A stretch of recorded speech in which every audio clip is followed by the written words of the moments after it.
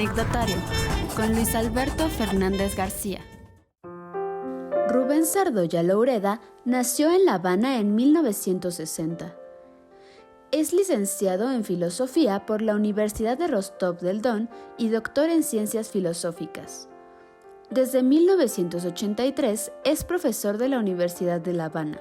En el año 2000 obtuvo la categoría docente de profesor titular. Ha sido profesor de filosofía en las facultades de Psicología, Matemática y Geografía de la Universidad de La Habana y en el Instituto de Ciencia y Tecnología Nuclear.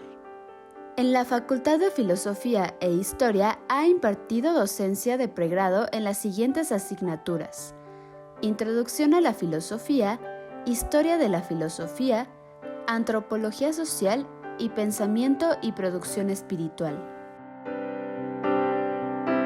¿Qué tal? Bienvenidas, bienvenidos a este anecdotario de TVWAC. Nos da mucho gusto darle la bienvenida también a nuestro invitado de hoy, un filósofo, doctor en filosofía, años y años dedicado a la educación, cubano, el doctor Rubén Sardoya. ¿Cómo está? Todo bien, gracias por la invitación. Con mucho gusto me someto a sus preguntas. Vamos a platicar aquí. Oiga, antes de hablar así en general de la educación superior, que me gustaría, porque usted tiene mucha experiencia, ya fue rector en La Habana, ¿así es? Así es. Una pregunta. Usted estudió, por lo menos parte de su formación, en la Unión Soviética. ¿Cómo fue? La carrera y la carrera y el doctorado.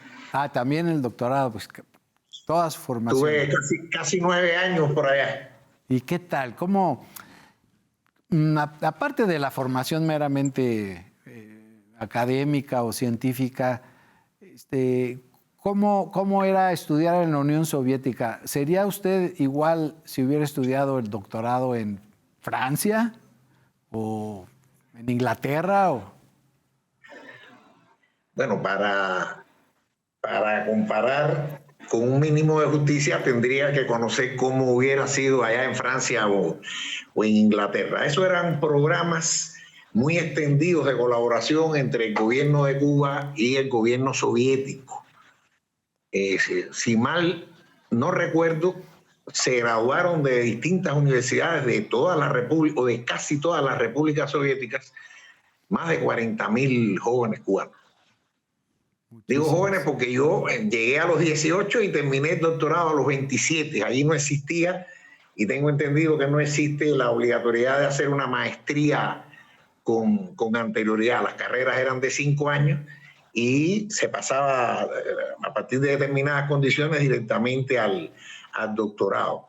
Y cuando yo estudiaba, éramos 10.000 simultáneamente jóvenes estudiando allá. Virtualmente en todas las carreras, con excepción de medicina, arquitectura y derecho, que se consideraba que en La Habana ya tenía un nivel suficiente, incluso hasta algunos pensaban que en algún sentido mejor, ¿no? Pero no solo era en la Unión Soviética, había estudiantes en Checoslovaquia, estudiantes en Hungría, estudiantes en Polonia, estudiantes en Bulgaria, en la República Democrática Alemana, donde más había era en la Unión Soviética, pero en todos esos países del antiguo bloque soviético o campo socialista o socialismo real, como se le quiera llamar, había estudiantes cubanos.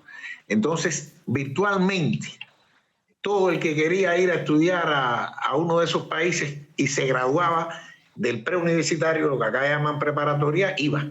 Sencillamente, había plazas para todo el mundo, no para todas las carreras. Se hacía un escalafón por resultados académicos y se ponían las carreras, y había carreras que tenían un cupo más limitado. Pero virtualmente todo el que, en mi época, todo el que quería estudiar iba para cualquiera de esos países, estaba virtualmente abierto. Allí realmente para ser jóvenes estudiantes nos creaban buenas condiciones de trabajo, de vida, quiero decir, de estudio. Vivíamos en residencias estudiantiles.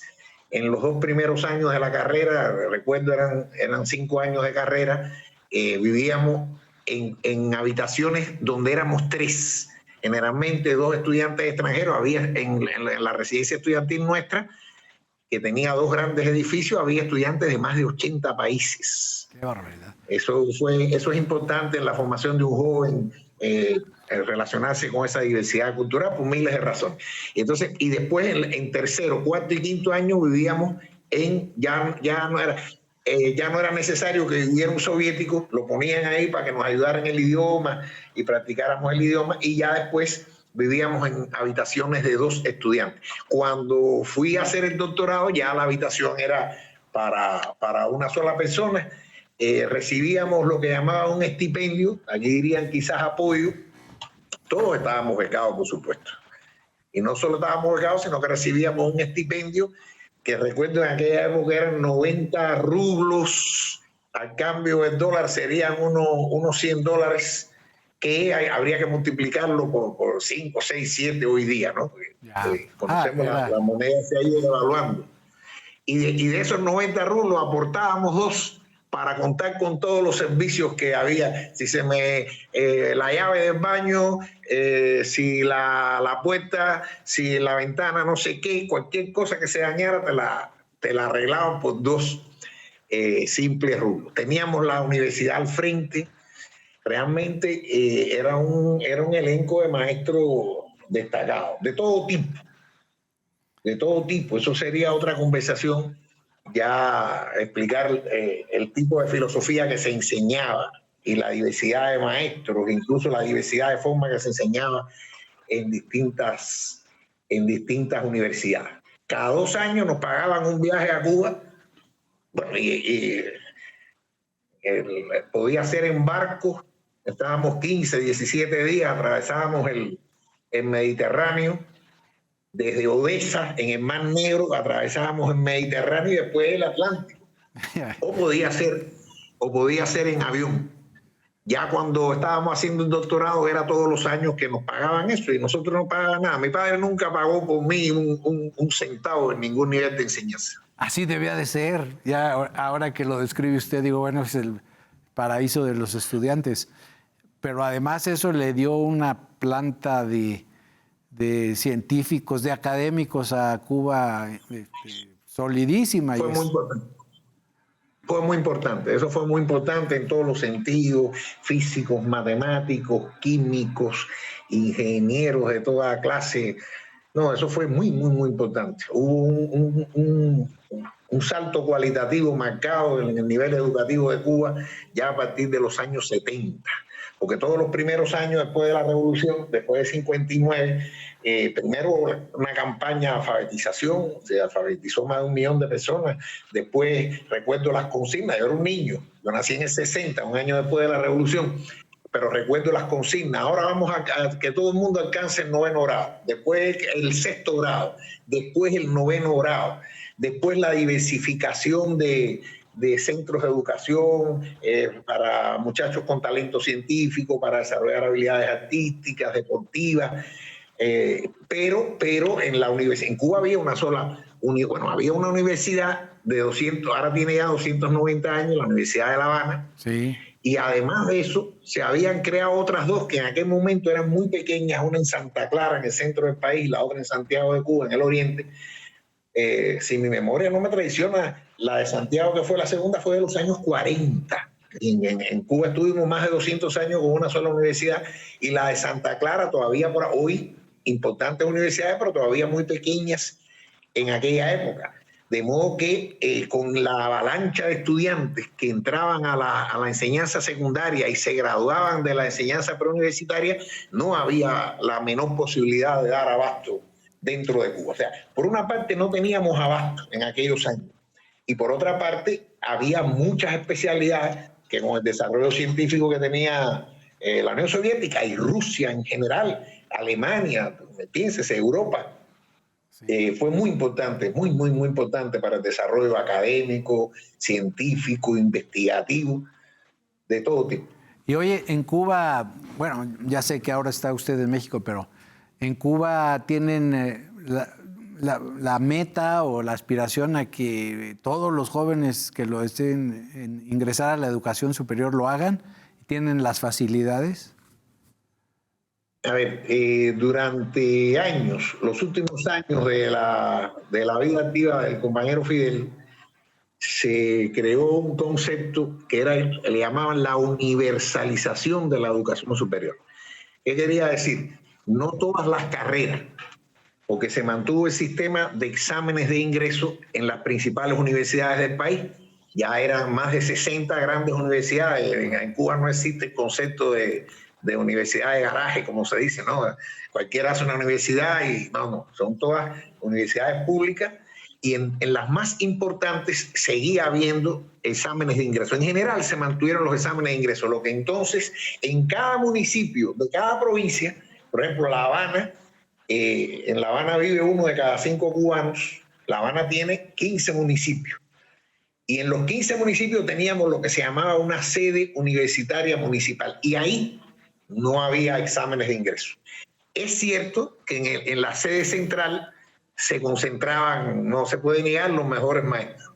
Pero todos tenían la opción de presentarse exámenes de ingreso, y en carreras como medicina y pedagogía era virtualmente libre el acceso, habiendo aprobado la preparatoria con un nivel mínimo. Virtualmente libre el acceso a esas dos áreas que siempre priorizó la Revolución Cubana, ¿no? Eso supuso gigantescos retos. Ha habido un retroceso en ese sentido. ¿En qué sentido? En que también se empezaron a poner exámenes de ingreso en esas sedes universitarias municipales. Pero es... Con un objetivo positivo en cierto sentido. Era tratar de garantizar que los que entraran y por consiguiente los que se graduaran tuvieran más nivel. Pero ahí entraba una gran controversia pedagógica y social que tenía que ver con la reproducción de la intelectualidad en el interior de sí mismo y el elitismo. Porque es evidente que si un niño se educa en una casa donde su padre a lo mejor lo que tiene son 10 libros y es una gente de trabajo humilde, y otro es hijo de un intelectual o de una clase más acomodada, cuando se presentan ante un examen de ingreso, las ventajas es como hacer una carrera de 100 metros y uno empieza en 0 y el otro en 20. Sí. Y entonces se limitaba, los exámenes de ingreso son un filtro, a parecer imprescindibles por ahora, pero que sin duda impide o dificulta seriamente el ascenso social, sobre todo de los grupos sociales y las clases más desfavorecidas, que fue lo que siempre se soñó con la Revolución Cubana. Pues aquí estamos, así, pero multiplicado, ¿no? Aquí rechazamos simplemente aquí en Querétaro, en esta universidad, que es la más grande del estado, rechazamos al 60 y tantos % de los aspirantes, y obviamente eso no es por falta de ganas o de aptitudes de ellos. La mayoría de ellos podrían hacer bien una carrera. Es que no hay lugar, los subsidios están prácticamente congelados para la educación, lo cual, pues, usted dígame si comparte su opinión, le nulifica un derecho a cada joven, pero también a la sociedad. Yo quisiera que hubiera más cuadros formados profesionalmente en mi sociedad, ¿no? ¿Qué hacemos? El comandante Fidel no solo era enemigo de los exámenes de ingreso, sino que se pronunció públicamente en más de una ocasión en contra de los exámenes en general. Él era enemigo de esas aulas como las que él tuvo cuando estudió Derecho en la Universidad de La Habana, donde había 80 alumnos.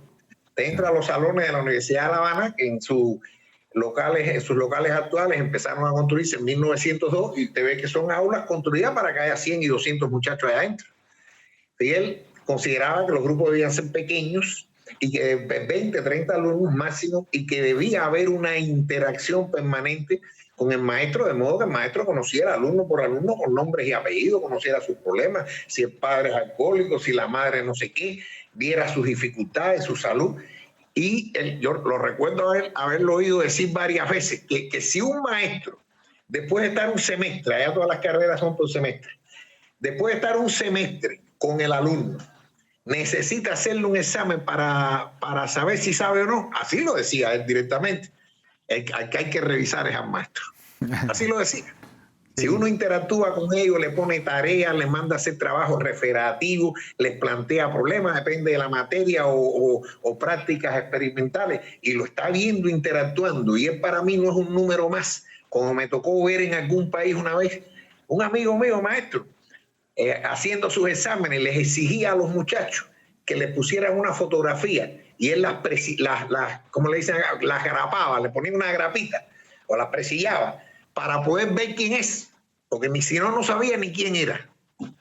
Eso desde el punto de vista de que siempre defendió Fidel era lo que es complejo. Muy complejo. En su época hubo momentos en que los grupos de la secundaria básica eran de 15 niños y tenían 2 maestros dentro. Maravilla, ¿no? La vida ha hecho todo mucho más complejo. Por eso es otro asunto ya meternos en los vericuetos de la economía y la política cubana. Luego platicamos, ¿no? Y podemos comparar con lo que nos ocurre aquí, pero y lo que debería ser. Pero en fin, ahora voy a dar un brinco para abajo grande, doctor. Usted ha sido, pues, toda su vida profesor de filosofía. Única y exclusiva, profesor. ¿Cómo es enseñar filosofía? Es complicado, ¿no? Depende, yo la amo. Yo creo que la filosofía es ante todo para los jóvenes. Para los jóvenes. Tienen que haber profesionales, personas que le dediquen su vida a la filosofía, como hay que dedicarse a la medicina, a la física, a la biología, a una ingeniería. Pero yo pienso que la misión fundamental de la filosofía es contribuir a enseñar a pensar. Y que eso es muy importante en las etapas tempranas. Incluso se está escribiendo hasta filosofía para niños. Yo no me he lanzado en ese campo, pero he leído sobre eso y la apruebo. La idea de ir desarrollando de la manera más inteligente y adecuada posible, de acuerdo al nivel de desarrollo intelectual del joven, del niño, de la joven, las habilidades y la capacidad de pensar, a diferencia de los métodos de enseñanza repetitivos, a diferencia de los métodos de enseñanza memorísticos, a diferencia de esos manuales llenos de respuestas a las cuales los alumnos ni se han hecho la pregunta y no saben por qué se lo tienen que aprender. Entonces yo creo que la filosofía ahí puede cumplir un papel. Y en la universidad, como norma, la gran mayoría de los estudiantes son jóvenes también. En Cuba se enseña filosofía en todas las carreras.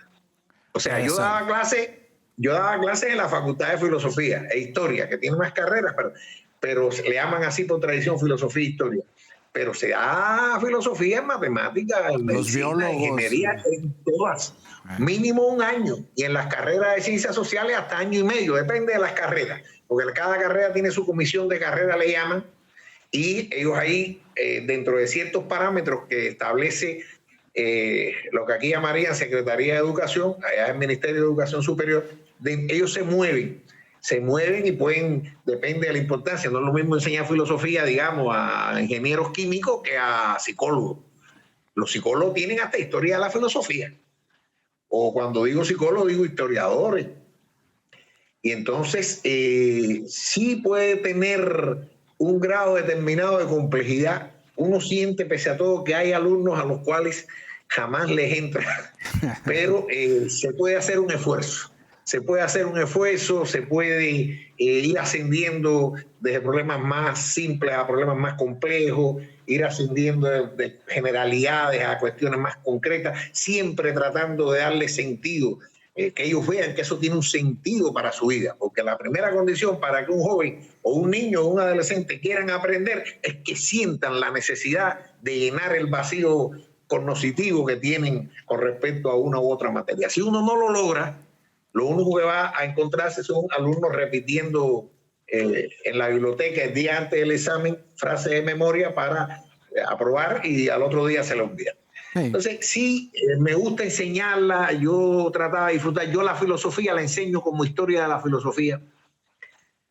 Yo impartía, estuve impartiendo durante muchos años una materia que se llamaba Teoría del Pensamiento y la Producción Espiritual. Aquí espiritual quiere decir producción de ideas, no es solo religiosa, ideas políticas, científicas, éticas, religiosas, mitológicas. Y yo lo hacía a partir de la historia de la filosofía, sí, por mi propia iniciativa, haciendo uso de la libertad de cátedra. Eso se podía enseñar como un manual que ofrece respuestas ya, ¿no? Yo iba tratando de hacer que el estudiante participara de alguna manera y pasara de alguna manera el trabajo que pasaron los grandes filósofos al irse moviendo de un contenido a otro, sin suponer que la verdad estaba en ninguno de los puntos de ese recorrido histórico, sino la verdad se entendería como un movimiento progresivo, retroceso. No estamos hablando aquí de una concepción lineal del progreso, pero un movimiento que el estudiante tendría que acompañar para no descubrir el agua tibia, para no volver a descubrir el Mediterráneo. Muy bien. Era la idea y sí me gustaba, lo disfrutaba desde los 23 años, porque yo hice mi servicio social en la Universidad de La Habana. Doctor, empecé a los 23 años, después estuve un semestre y regresé a hacer el doctorado. Pero cuando terminé el doctorado con 27 años, dando clases, yo recuerdo daba clases al inicio en la carrera de psicología, en la carrera de geografía, di clases en matemáticas, en computación. Eran programas más simples y que tratábamos siempre de adecuar a los problemas, a los llamados problemas filosóficos de las ciencias, ¿no? Que es un término también que se puede discutir hasta el infinito. Y después ya después daba clases en la carrera de filosofía. Se suponía que eran jóvenes que escogieron durante 5 años estudiar eso. Y bueno, ahí ya elevábamos el nivel. Y ahora, doctor, ahora trabaja aquí en México. Yo soy profesor de la Universidad de La Habana. Yo estoy en colaboración en la Universidad Emiliano Zapata de Nuevo León. Tengo algunos años aquí, tengo a mi compañera que es mexicana, y bueno, pero yo estoy aquí en colaboración. Pues tantos años de enseñar filosofía, bien para sus alumnos. Si le dice algo, yo sigo siendo militante del Partido Comunista de Cuba. Sí, correcto, sí. Yo quería, porque sabía que estaba aquí en México, pero no sabía si estaba migrado. Sí, yo sigo siendo militante del Partido Comunista de Cuba. Qué bueno. Y yo no reniego una de mis ideas. Claro, el mundo es complejo, ¿no? Pero con orgullo lo digo. Ya se nos agotó el tiempo, pasa muy rápido aquí en la tele, pero le quería decir que bien para sus alumnos, porque se ve que ama usted su profesión de enseñar y lo hace con mucho cariño y seguramente ha inspirado a muchos. Ha sido un placer conocerle brevemente. Creo que volveremos a platicar. A disposición, doctor. Estamos a disposición. Podemos tratar diversos temas de su interés. Ya son 38 años ininterrumpidos en la educación superior. Bueno, interrumpidos por aquellos 3 años que estuve haciendo el doctorado. Sí. Pero estaba metido dentro de una universidad también. No, claro. Desde los 18 años no salgo de una universidad. Me imagino que su experiencia vital no haya sido muy diferente. Sí, tengo también muchos años y nací antes que usted. Ha sido un placer, doctor Sardoya, encantado y gracias también al equipo de producción y a ustedes que nos hacen favor de acompañarnos. Hasta la próxima, misma hora, mismo lugar.